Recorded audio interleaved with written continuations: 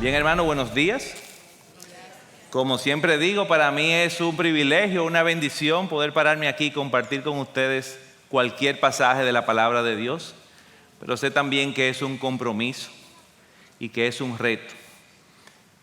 Y yo oro al Señor para que, así como Él me habló, me confrontó, pero sobre todo me animó con el texto que vamos a ver hoy, así el Señor pueda hablarle a todos ustedes, especialmente a todos los padres que están aquí. El día de hoy nosotros vamos a ver un pasaje de la palabra que se encuentra en el Antiguo Testamento, en el libro de Deuteronomio. Yo no sé si a usted le pasa, pero a mí al principio Deuteronomio era un nombre que me intimidaba. De hecho, para mí es el nombre del libro de la Biblia más intimidante que hay. Para mí mucho más que incluso que Apocalipsis. Porque Apocalipsis es un término que estamos acostumbrados como a usarlo. Pero Deuteronomio, a veces me suena como si fuera el nombre de un antibiótico. Deuteronomio de 500. Pero no, Deuteronomio es el quinto libro del Pentateuco, que es la colección de 5 libros que escribió Moisés. Y diferente a Génesis y el mismo Éxodo, donde lo que narra ese libro, Moisés cuenta lo que pasó en muchos años. Deuteronomio, en sus 34 capítulos, solamente cuenta los hechos que ocurrieron en las últimas semanas de la vida de Moisés. Ya Moisés sabía, y eso es otro sermón, que él no iba a entrar a la tierra prometida. Ya él sabía que el pueblo estaba preparado para entrar a la tierra prometida por segunda vez, y lo vamos a ver más adelante. Pero él sabía que él no iba a entrar y él quería aprovechar esta última oportunidad para hablar con el pueblo de Israel. El libro contiene básicamente 3 sermones que Moisés dio al pueblo. Y para que entiendan un poquito el contexto y le pierdan el miedo a Deuteronomio, esta es la situación. Ya han pasado 40 años desde que el pueblo salió de Egipto. Y el pueblo, como ya dije, está listo para entrar a la tierra prometida. Ya está en la frontera. Moisés ahora quiere sentarse con el pueblo y hacer un repaso de todo lo que ha sido este peregrinar por el desierto. Moisés comienza en Deuteronomio recordándole cómo el gran yo soy lo sacó con su mano poderosa de Egipto, cómo humilló a Faraón, pero sobre todo cómo humilló a todos los dioses falsos de Egipto. Él quiere recordarles cómo Él los sacó de una vida de esclavitud a ser libres, o mejor dicho, esclavos de un Dios bueno. Moisés aprovecha Deuteronomio en su primer capítulo y les recuerda cómo el Señor le entregó su ley en el monte Sinaí y les enseñó cómo conocer a Dios, cómo amarle, cómo obedecerle y cómo adorarle. Moisés también les recuerda a ese pueblo cómo Dios durante todo ese tiempo los guió, los acompañó, los protegió. Pero también Moisés les recuerda cómo el pueblo nunca fue agradecido y cómo se quejó constantemente de Dios. Si ustedes recuerdan, desde que salieron de Egipto comenzaron a quejarse. Ahí viene Faraón. Moisés, no hubiera dejado en nuestra casa, ahora nos van a matar aquí en el desierto. Y el Señor, ¿qué hizo? Los protegió. Luego se quejaron que encontraron agua, pero estaban amargas.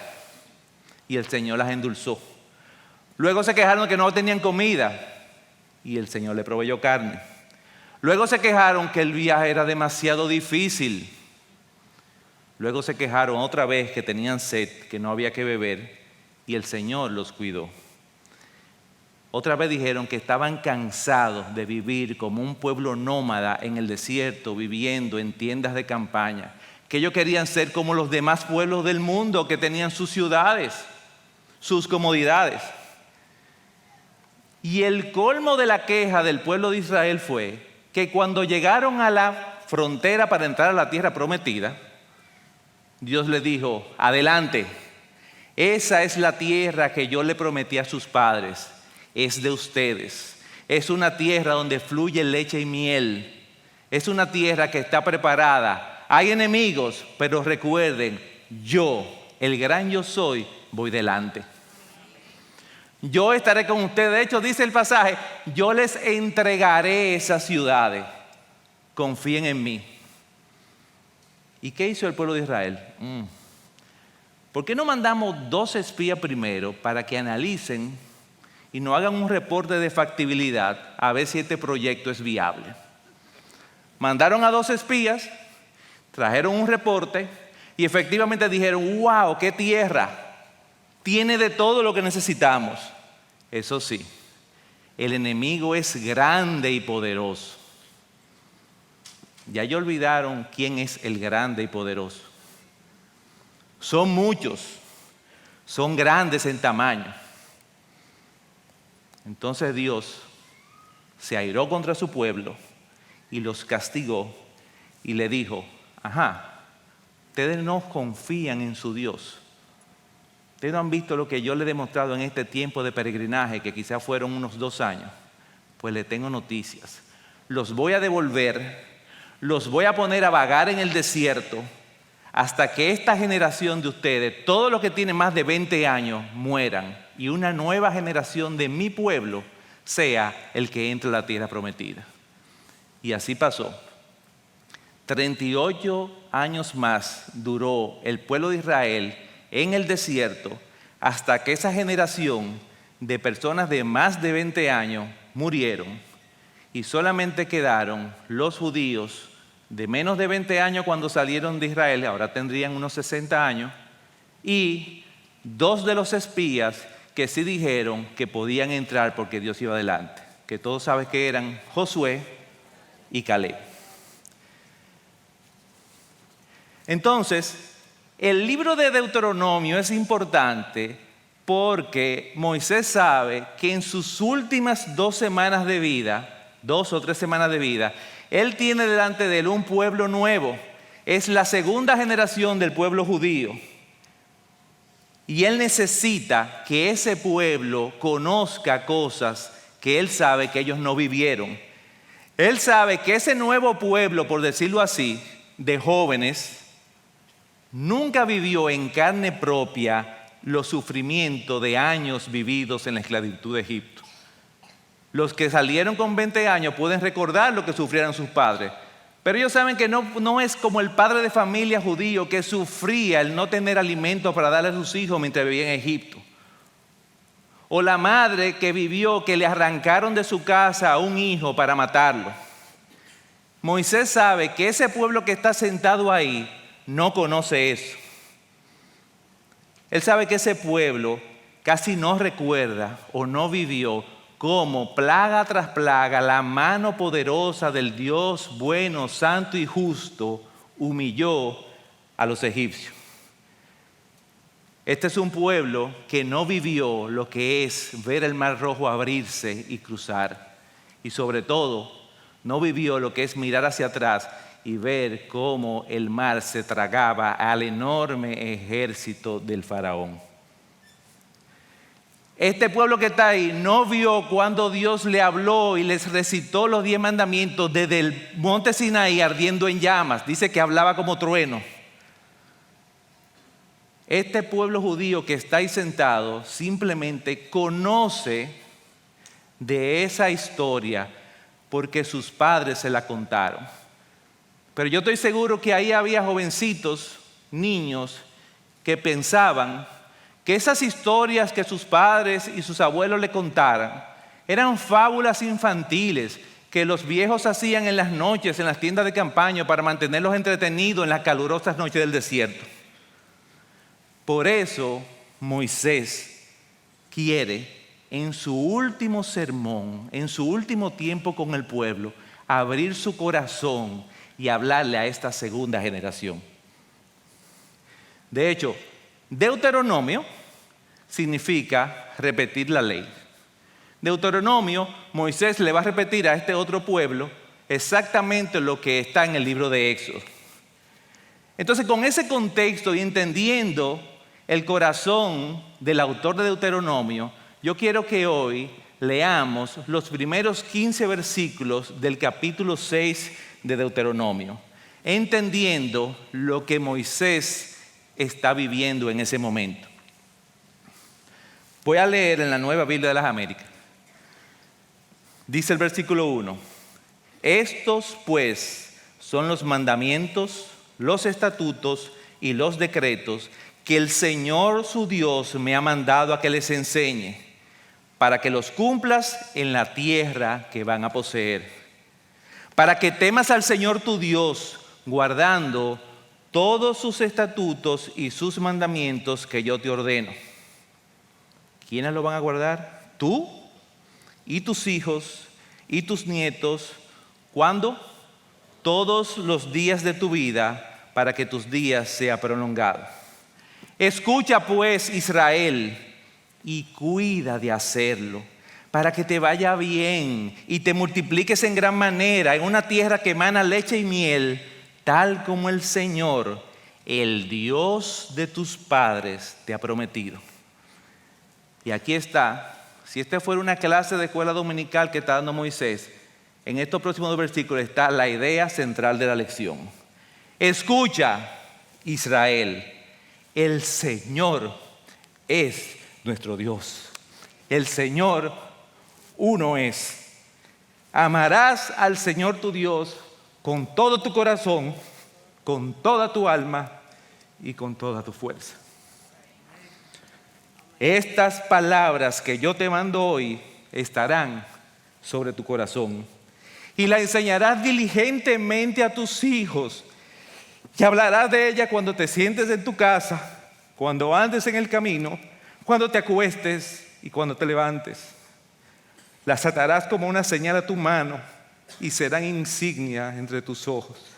Las escribirás en los postes de tu casa y en tus puertas.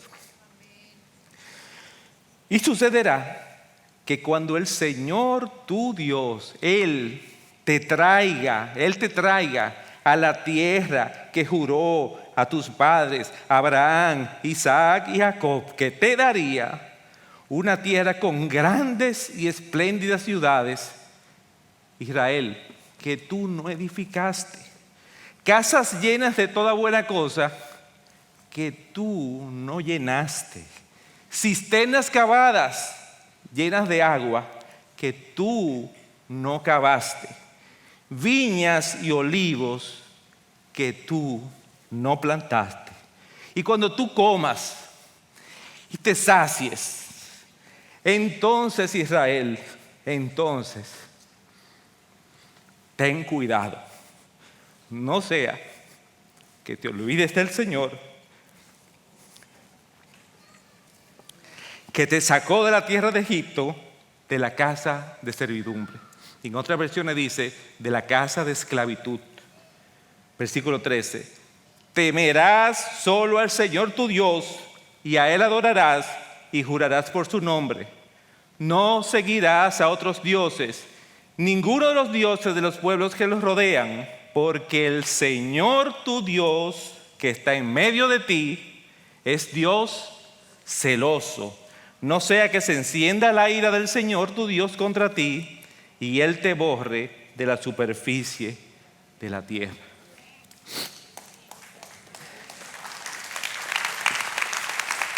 Moisés tiene un tremendo reto delante de él. Él sabe que su tiempo es poco, tiene una nueva generación de padres sentados delante de él y él tiene que darle un taller intensivo de crianza. Él tiene que enseñarle a sus hijos algo muy sencillo: ¿quién es el Dios de sus padres y qué Él espera de cada uno de ellos? Hermanos, nosotros tenemos el privilegio de tener en nuestras manos pasajes como Deuteronomio 6. Y ustedes pueden estar seguros que los principios que podemos sacar de ese capítulo sirvieron hace más de 3000 años para todos los padres del pueblo de Israel y sirven exactamente igual para todos los padres de la IBI de Latinoamérica del año 2022. Por eso yo he titulado este sermón Enseñando en todo tiempo. Y yo solamente quiero compartir 3 puntos con ustedes sacados de este texto. 3 preguntas. Padre, ¿qué tú le enseñarás a tus hijos? ¿Qué Dios quiere que tú enseñes a tus hijos? Segundo, ¿cómo Él quiere que tú le enseñes?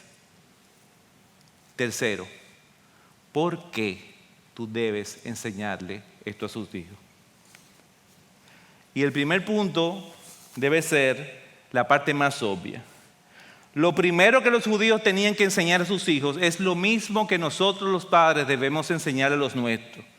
¿Quién es nuestro Dios y qué espera de nosotros? Y volvemos a leer los versículos 4 y 5.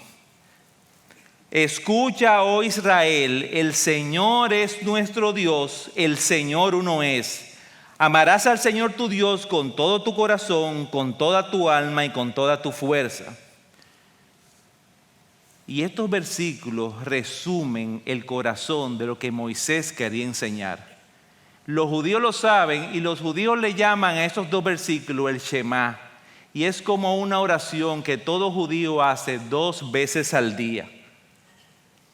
Y Shema es un nombre muy bonito y muy poético, pero realmente lo que significa es, como comienza el versículo, escucha, oye. Para que ellos se recuerden que ellos tienen que repetirse eso todos los días de su vida. El Señor es nuestro Dios. El Señor uno es. Amarás al Señor tu Dios con todo tu corazón, con toda tu alma y con toda tu fuerza. Entonces, desempaquetando la idea clave de la lección, ¿quién es nuestro Señor? ¿Quién es nuestro Dios? El gran yo soy. Yahvé, Jehová de los ejércitos, el Altísimo, el Todopoderoso, el único, el que no hay nada sobre Él. No hay nada como Él, ni no hay nada fuera de Él. Y lo segundo que tiene la idea principal de esta lección es, ¿qué Él espera de nosotros? Muy sencillo, que le amemos incondicionalmente. Nosotros hemos cantado el día de hoy del amor de Dios por nosotros. Dios nos exige que le amemos. Ningún otro Dios falso, ni siquiera ningún otro gobernante había exigido a sus súbditos amor, simplemente obediencia, temor y respeto. Y ese temor de miedo, no de temor de reverencia. Dios no, Dios quiere que nosotros le amemos, pero Él quiere que nuestro amor sea completo. Y si ustedes cogen y subrayan en ese capítulo las veces que aparece la palabra todo, es impresionante. Dice ahí, con todo tu corazón. Para los judíos del corazón salían incluso hasta los pensamientos. Lo que dice, yo tengo que amar a mi Dios con todo lo que en mi mente está. Con toda nuestra alma, de ahí es que salen para los judíos los sentimientos. Y con todas nuestras fuerzas, con todo mi cuerpo físico, con todo lo que yo hago. Toda mi vida, todo mi accionar debe reflejar que yo amo a Dios. Padre, eso es lo que Dios quiere también de ti y de tus hijos. Pero hay algo que es importante. Tus hijos no van a amar a Dios si primero ellos no le conocen. Tú tienes que enseñarle cómo es nuestro Dios. Padre, tú tienes que enseñarle a tus hijos los atributos del gran yo soy. Tú tienes que hablarle de su fidelidad. Tú tienes que hablarle de su bondad, como cantamos. Tú tienes que hablarle de su soberanía. Tienes que hablarle también de su santidad, de su justicia, de su celo. Y tienes que hablarle de su amor. Tú tienes, papá, que enseñarle a tu hijo la gran historia de amor de Dios con su pueblo. Pero yo voy más lejos. tú tienes que hacerlo más personal. Tú tienes, papá, que contarle a tus hijos la gran historia de amor de Dios contigo. La gran historia de amor que tiene Dios con tu familia. Enséñale cómo Dios ha sido bueno contigo y tu familia. Enséñale cómo Él te ha sacado de múltiples desiertos. Enséñale cómo Él te ha guiado en tu caminar mucho tiempo. Háblale de las tantas veces que tú te has sentido cuidado por tu Dios. Cuéntale también de las veces que tú te has quejado o que le has fallado y que has venido delante de Él a pedirle perdón. Pero sobre todo, cuéntale de la mayor muestra de amor que Dios tuvo para con nosotros. Dile que de tal manera nos amó Dios que no escatimó a su propio Hijo. Lo hizo bajar a la tierra para vivir la vida perfecta que ni tú, ni yo, ni tus hijos podían vivir. Lo clavó en una cruz para pagar mis pecados, los tuyos, los de tu hija de 7 años, para que podamos ser llamados hijos de Dios. Enséñale a tu hijo que Dios quiere que le amemos así, con todo. ¿Tú sabes por qué? Porque Él primero nos amó con todo.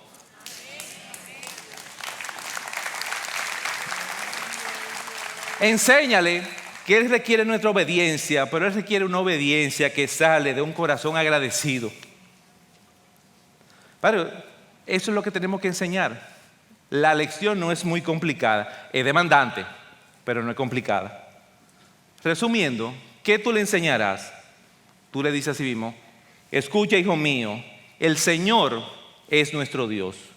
No hay nadie como Él, no hay nada afuera de Él. Ámalo. ¿Cómo? Con todo tu ser, en todo lo que hagas, cada día de tu vida. ¿Por qué? Porque Él te amó primero. Y ya que sabemos qué le vamos a enseñar a nuestros hijos, vamos al segundo punto. ¿Y cómo se lo vamos a enseñar? Bueno, la idea de este pasaje es motivarnos.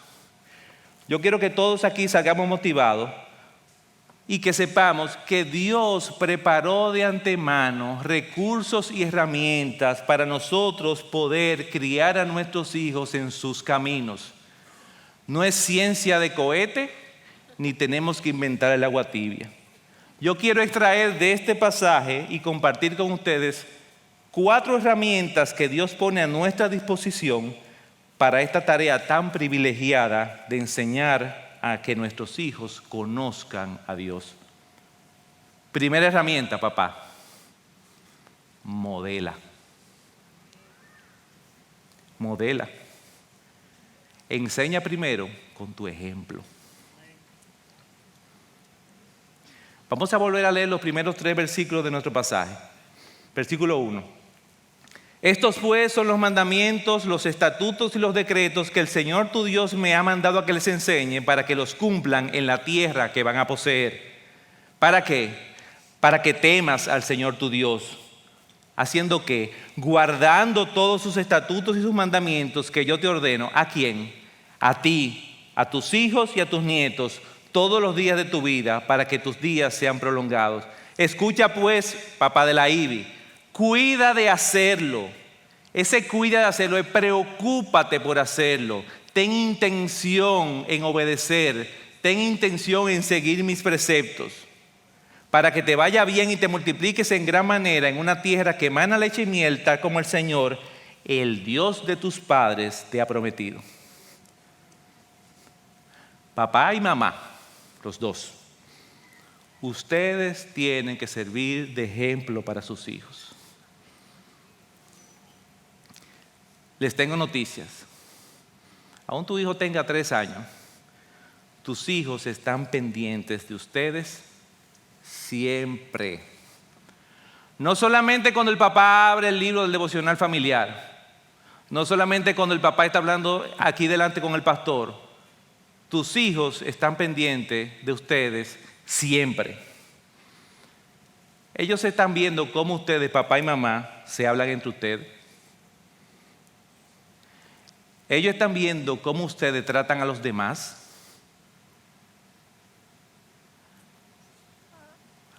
a las personas que trabajan con ustedes, a los compañeros de la oficina, a sus amigos más cercanos.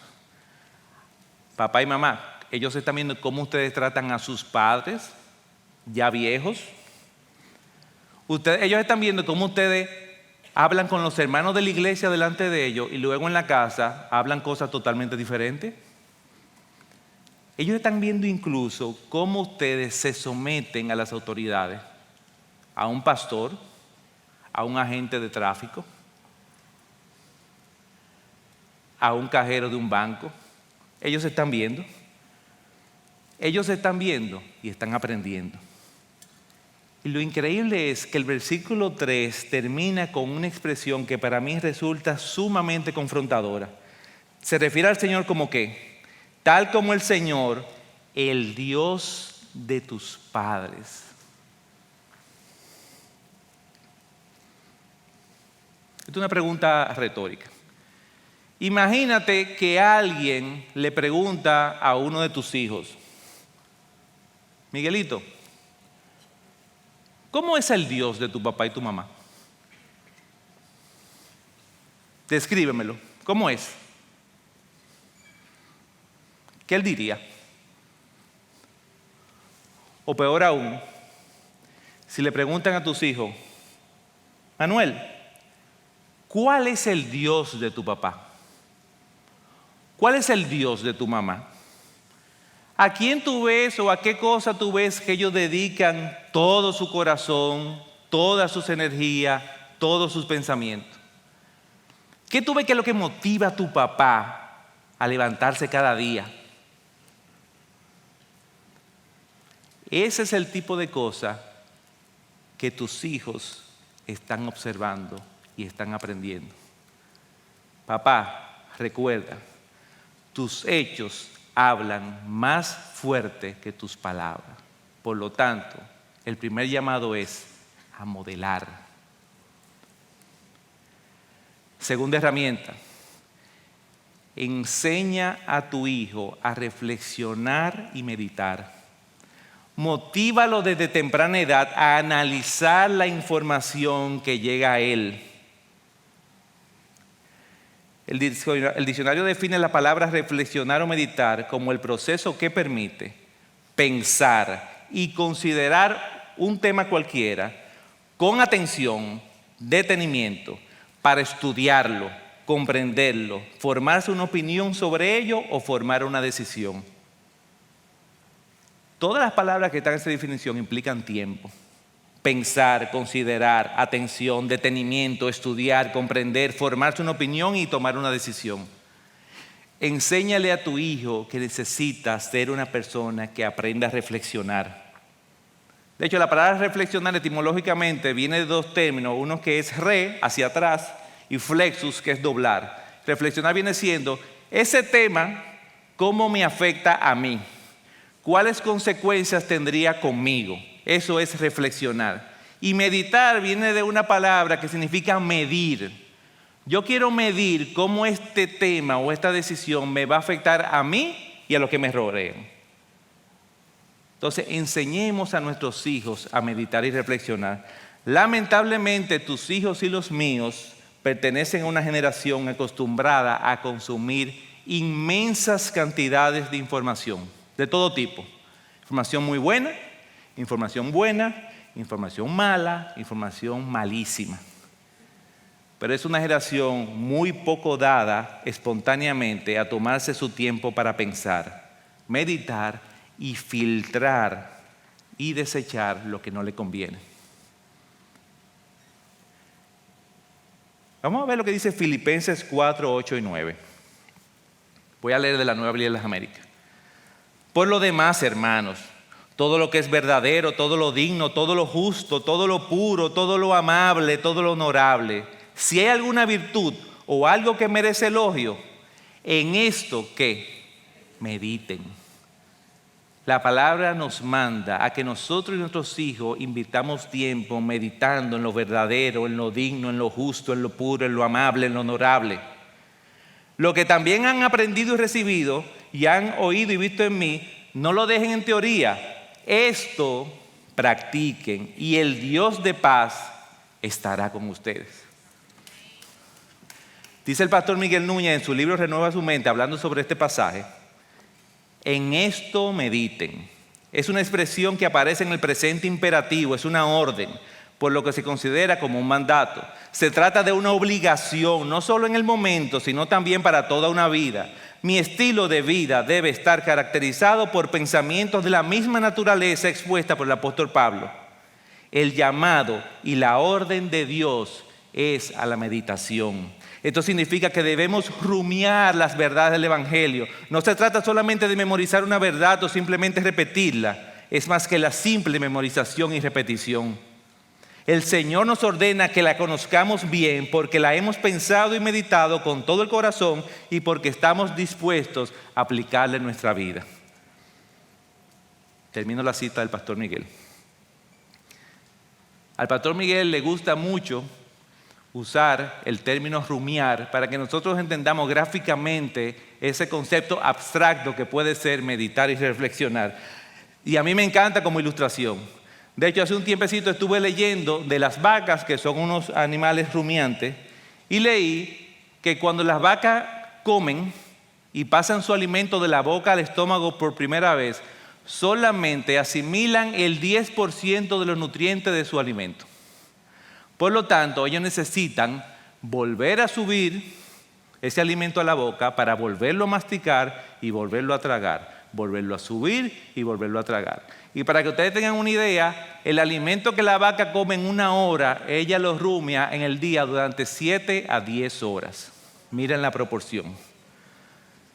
Y también leí que una de las causas más comunes de muerte en las vacas es que ocurre una estrangulación del estómago que no permite que la vaca pueda devolver el alimento del estómago a la boca. Puede comer, pero no puede devolverlo. Y me pareció excelente el símil. Una vaca puede comer mucho y morir porque no puede rumiar.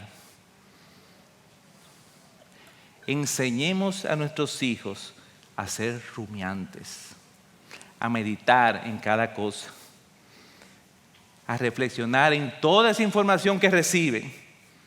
Padre, siéntate con él y pregúntale: oye, ¿qué te pareció el sermón? ¿Qué te pareció tu clase? Ayúdalo a profundizar en las ideas.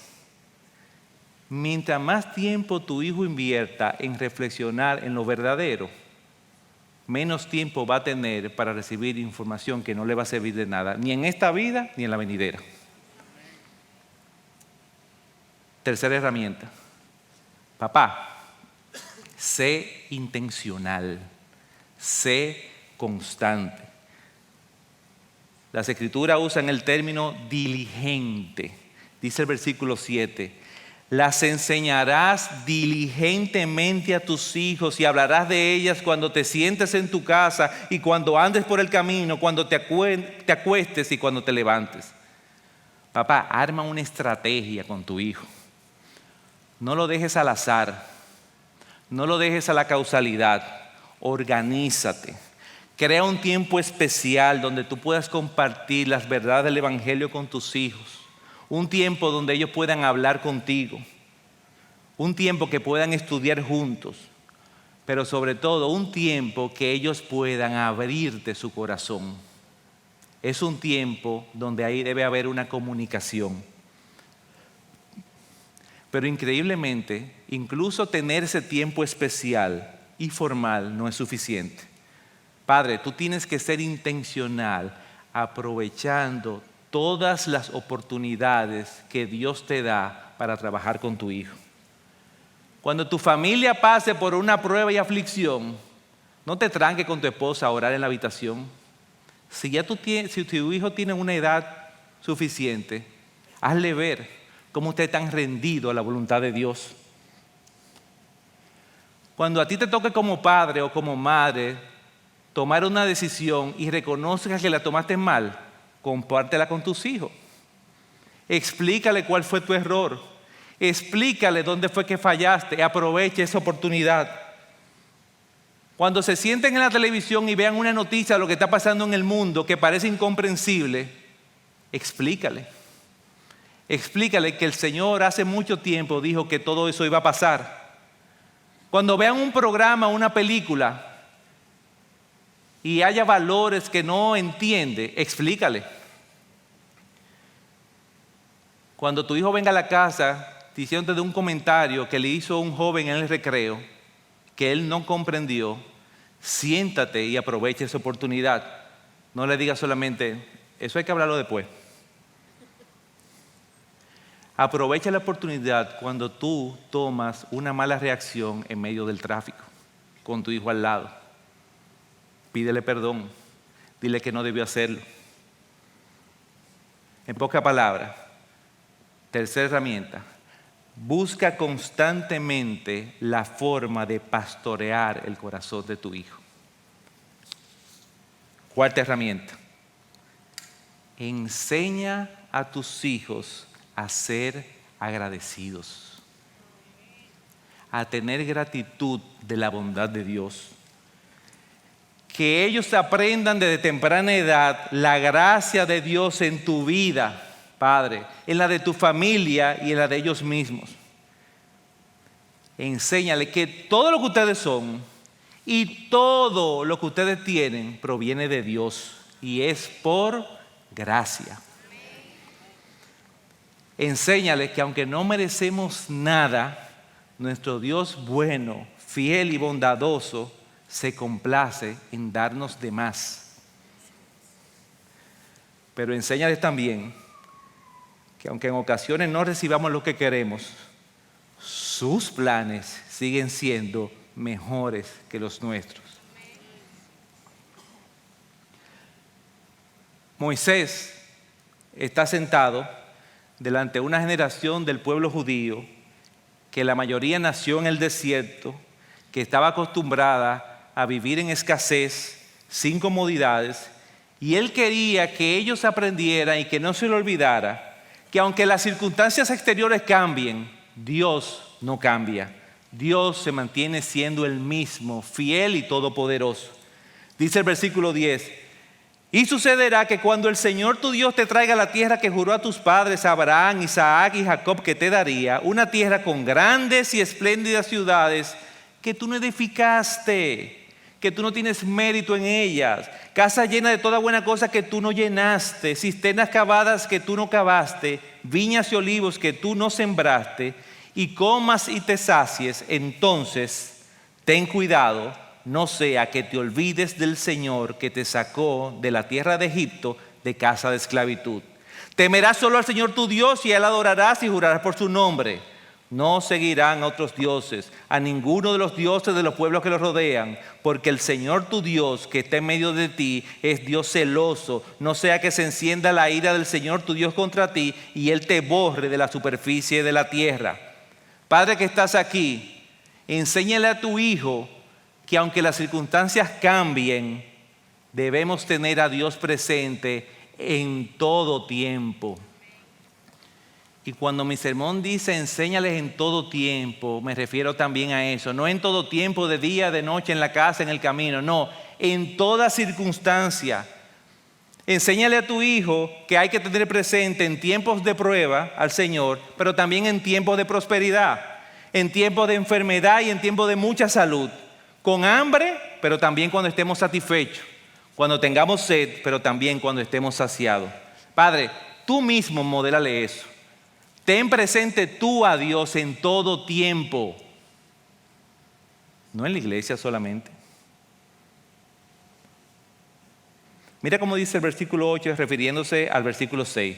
Estas palabras que yo te mando hoy, la atarás como una señal a tu mano y serán por insignias entre tus ojos. Estas palabras, yo soy tu Dios, yo soy uno, yo soy celoso. Yo soy justo, ámame con todo tu ser. Esas palabras, dice, amárrala en tu mano. ¿Tú te imaginas que tú te hagas un tatuaje ahí que diga, recuerda, Dios es primero, es santo, celoso y justo. Ámalo y obedécelo con tus pensamientos con tus sentimientos y en todo lo que hagas. Y que tú tengas eso todo el tiempo en tu mano. Cuando tú vas a pasar una tarjeta de crédito,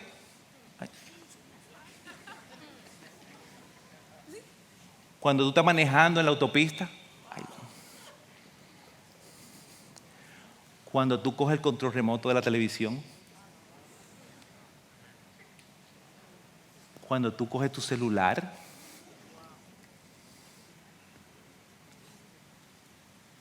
mamá, cuando tú te compras una ropa y te ves en el espejo y haces así, ¡ay! Precisamente ese es el principio detrás del símbolo. Recuérdate de Dios, piensa en Dios antes de hacer cualquier cosa.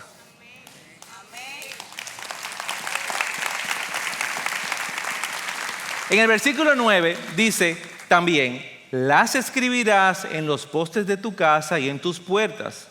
Recuerden que esta generación en su mayoría no sabe lo que es tener una puerta, ni mucho menos con columna y con poste. Ahora, yo estoy seguro que los que salieron de Egipto con 20 años recuerdan aquella noche de Pascua cuando el Señor mandó al pueblo a sacrificar un cordero y a coger su sangre y pintarlo ¿dónde? En los postes de su casa. Y le dijo: si tú haces eso esta noche, cuando el ángel de la muerte visite la ciudad, no te pasará nada, porque yo te cuidaré.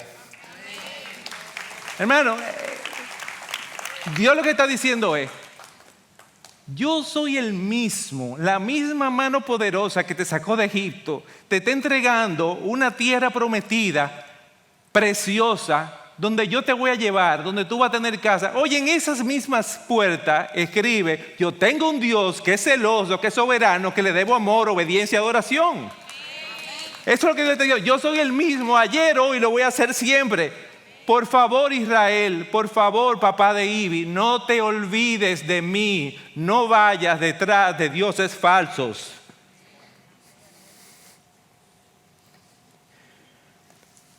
Eso es lo que los judíos sabían que significaba el Shema. Deuteronomio 6 nos está pidiendo que cojamos nuestras puertas y pongamos el Shema. Mucha gente lo hace y se ven preciosos. No, es que nosotros lo guardemos ahí. Que nosotros sepamos que cuando llegamos a nuestra casa y entramos a nuestra zona privada, todo lo que pasa dentro de esa puerta es de Dios. Dios está presente, Dios se lo está viendo y Dios está diciendo: te recuérdate de mí. Cuando tú entras en tu habitación, tú no estás solo, yo estoy contigo. Y cuando tú sales hacia afuera, óyeme, de aquí hacia afuera, yo soy Dios. Tú eres mi hijo. Ámame sobre todas las cosas. Entonces, Dios nos pide que seamos agradecidos por lo que Él es, por todo lo que Él es para nosotros. Así es que Él quiere. Hemos visto 4 herramientas y las voy a resumir: modelar, enseñar a reflexionar y meditar, ser intencional con nuestros hijos y aprovechar las oportunidades, y enseñarle a ellos a ser agradecidos de la bondad de Dios. Ahora, esto nos lleva a un último punto. Padre, tú preguntarás: ¿y por qué yo tengo que enseñarle eso a mis hijos? Yo te voy a dar 3 razones, pero te puedes quedar con la primera. 1, porque es un mandato. Simplemente porque Dios lo demanda. Dice ahí en el pasaje: guarde mis estatutos, cuídate de hacerlo, y ya. Pero yo te puedo dar 2 más. Te voy a dar otra razón más, porque dice el pasaje que te va a ir bien. Padre, si ustedes temen al Señor, guardan sus mandamientos, como dice el versículo 2, y enseñan a sus hijos a temerle, a amarle y obedecerle, les va a ir bien. Pero les va a ir bien no quiere decir necesariamente que van a vivir en prosperidad, ni que todo le va a salir bien, no. Les va a ir bien significa que entenderán que todo cuanto le pase, sea bueno o malo, está bajo el control soberano de mi Dios. Les va a ir bien porque serán agradecidos y entenderán que aún lo poco que tengan proviene de Dios. Les va a ir bien porque vivirán una vida terrenal con la certeza que un día ustedes y sus hijos pasarán por la puerta de una morada celestial, incorruptible y eterna. Les va a ir bien porque vivirán su vida aquí en la tierra, como dice el apóstol Pablo en Romanos 8, considerando que cualquier sufrimiento presente no es digno de compararse con la gloria que nos espera. Yo te voy a dar una última razón. ¿Por qué tú le enseñarás esto a tus hijos? Porque Dios puede darte el inmenso privilegio de ser el instrumento que Él use para traer salvación a tu hijo.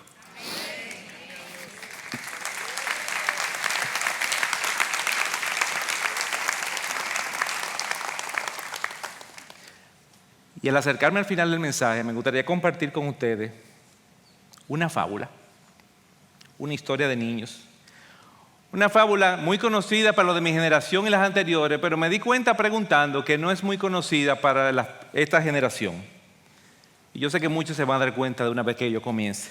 Dice la fábula, ella inicia diciendo: hace mucho, muchísimo tiempo, en el próspero pueblo de Hamelin, en Alemania, sucedió algo muy extraño. Una mañana, cuando sus gordos y satisfechos habitantes salieron de sus casas, encontraron las calles invadidas por miles de ratones que merodeaban por todas partes, devorando con muchas ansias el grano de sus repletos graneros y la comida de sus bien provistas despensas.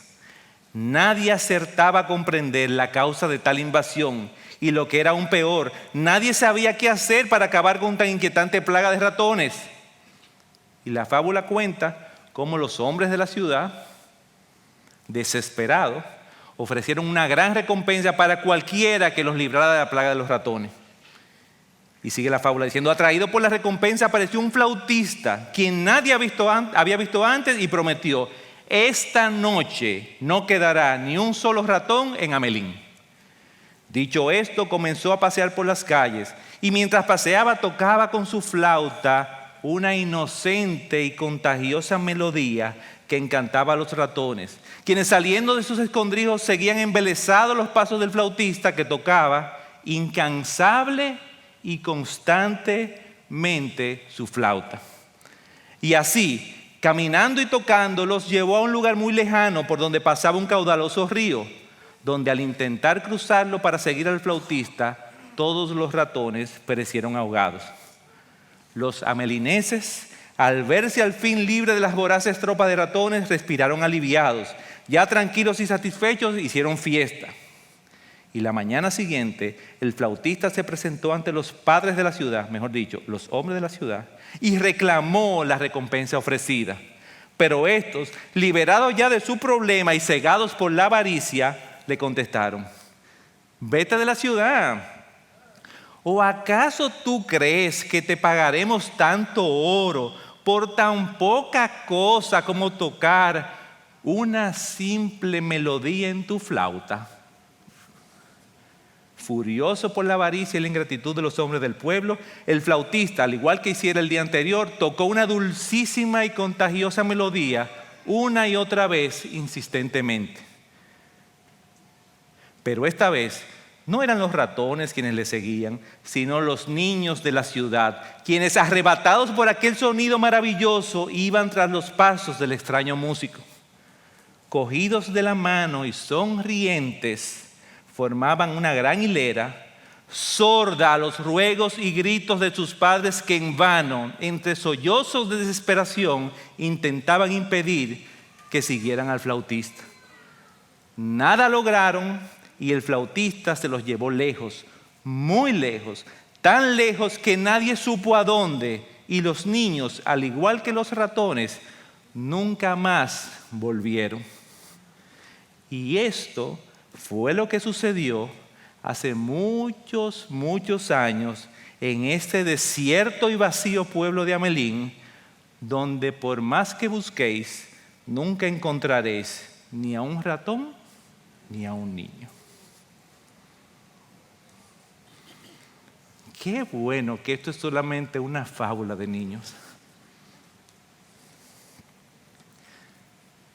¿O no? o se parece a lo que el mundo está haciendo con nuestros hijos? Padre, la idea de este sermón no es cargarte, ni mucho menos asustarte. Ahora, eso sí, yo no me puedo bajar de aquí si tú no sales retado. Yo te quiero retar a que tú luches por el corazón de tu hijo. El diablo y el mundo tienen una estrategia para arrebatarte el alma de tu hijo. Y es convencernos que el mundo solamente está tocando una inocente y contagiosa melodía. Pero Padre, lamentablemente, nosotros hemos dejado entrar en nuestras casas a ese flautista encantador y pensamos que lo tenemos bajo control. Nosotros pensamos que somos lo suficientemente inteligentes para darnos cuenta exactamente en el momento que la melodía pase de ser una inocente melodía a una amenaza para nuestros hijos. Y sin quererlo, estamos haciéndole el juego a Satanás, porque eso es lo que él quiere que nosotros pensemos. Bueno, pero está bien, déjalo, que no lo levante. Un domingo que él deja a la iglesia no es nada. Oye, sí, yo sé, ese juego es violento y sale mucha sangre, pero él sabe, eso es un juego. Sí, mamá, tú sabes, yo sé que él está diciendo muchas malas palabras, pero es que lo dice tan bonito que me da una gracia cuando la dice. Melodías inocentes que el mundo nos hace creer que no van a tener consecuencias para nuestros hijos. Bueno, esa película tiene un par de escenas fuertes, pero al final yo creo que el mensaje es bueno. Padre, yo quiero que tú salgas aquí retado a apropiarte de Deuteronomio capítulo 6. Dejemos de ser sabios en nuestra propia opinión. Disfrutemos al enseñar a nuestros hijos el protagonista de esta historia. Modélale cómo se ve una vida rendida a un Dios inmenso, maravilloso y sorprendente. Enséñales a dar gracias por todo lo que tienen y te prometo que criarás hijos vacunados contra la queja. Enséñale a no prestar su oído a las inocentes melodías del mundo. Mi hermano que estás aquí, créeme, si Dios te hizo papá, es porque Él sabe que tú puedes serlo. Y Él tiene un plan de trabajo contigo y está aquí. Parte de su plan de trabajo es que te ha traído a una comunidad como esta, donde tú tienes hermanos apasionados por trabajar con la próxima generación. Tú tienes una iglesia repleta de buenos modelos. Tú tienes una iglesia donde tienes tíos que se han ganado tus hijos. Eso es parte de la instrumentación que Dios te ha dado para criar a tus hijos. Solamente te pido algo. Búscalo. Busca a Dios, háblale y usa la mejor herramienta que tú tienes y es tu relación con el Señor. Nosotros tenemos una gran ventaja sobre el pueblo de Israel de Deuteronomio 6. Nosotros disfrutamos de la mayor muestra de amor que Dios pudo ofrecer. Por el sacrificio que Dios hizo de su Hijo, nosotros ahora hemos sido adoptados y podemos decirle a Él, Padre. Podemos orarle, como explicaba el pastor Miguel, Padre nuestro que estás en los cielos.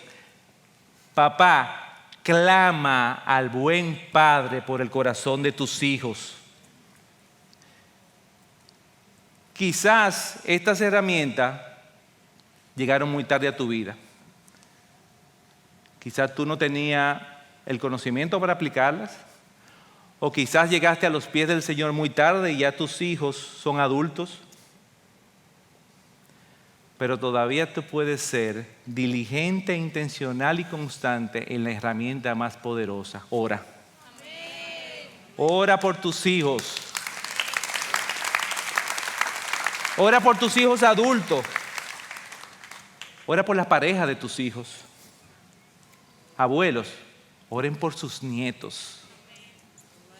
Conozco abuelas con nietos de 5 y 6 años que desde ya están orando por sus esposos y esposas. Vamos a celebrar este Día del Padre orando. Yo quiero ahora al terminar dar gracias a Dios por los padres que están aquí y quiero bendecirlos. Quiero pedirle al Señor que derrame una bendición especial sobre ellos y sobre todas las generaciones que habrán de venir.